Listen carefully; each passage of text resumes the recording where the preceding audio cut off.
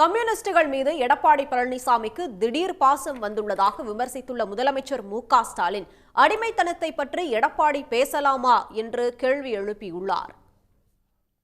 சென்னை ராஜா அண்ணாமலை மன்றத்தில் Marxist communist சார்பில் Cuba முன்னாள் அதிபர் ஃபிடல் காஸ்ட்ரோவின் நூற்றாண்டு விழா நடைபெற்றது.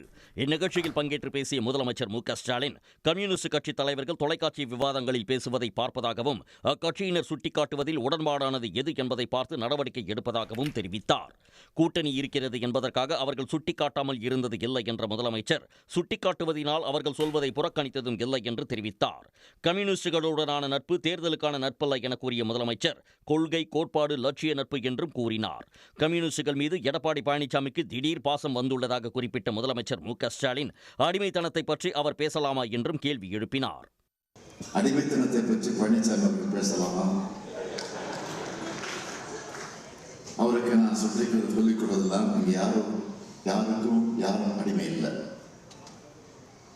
மாண்புமிகு பழனிசாமி அவர்களே, நீங்க செய்தித்தாள் படிக்கிறீங்களான்னு எல்லோருக்கும் டவுட் இருக்கு. இருந்தாலும் நிச்சயமா தீக்கதிர் படிக்கிற பழக்கம் உங்களுக்கு இருக்காது.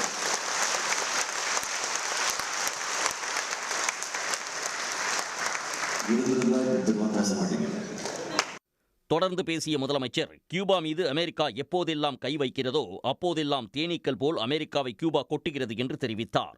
உலகம் முழுவதும் ஏகாதிபத்திய சதியை முறியடிக்க வேண்டிய நெருக்கடி தற்போது இருப்பதாகவும் அவர் கூறினார். ஏகாதிபத்திய சதிகளை என்பது ஏதோ போர் தொடுப்பதால் மட்டும் ஏற்படுவதல்ல. இந்தியாவுக்கு 50 விழுக்காடு வரிய அமெரிக்கா பிறப்பித்துள்ளதும் இதே போன்ற செய்திதான். இதை ஒன்றியத்தை ஆளும் பாஜக அரசு கடுமையாக எதிர்த்தாகணும். இது குறித்து வெளிப்படையான பதில ஒன்றிய பாஜக அரசும் பிரதமர் மோடி அவர்களும் பதிவு செஞ்சாகணும். இந்தியா பாகிஸ்தான் போரை நான் தான் நிறுத்தினேன் என ட்ரம்ப் தொடர்ச்சியாக சொல்லி வருவதை சுட்டிக்காட்டிய முதலமைச்சர் இதுகுறித்து நாடாளுமன்றத்தில் கேள்வி கேட்டால் பிரதமர் பதில் சொல்லவில்லை என்று குற்றம் சாட்டினார். இது பலவீனத்தின் அடையாளம் என்ற முதலமைச்சர் ஸ்டாலின் ஏகாதிபத்திய சதியை முறியடிக்க இதே போன்ற ஒற்றுமையுடன் நாம் இருக்க வேண்டும் என்றும் கேட்டுக்கொண்டார்.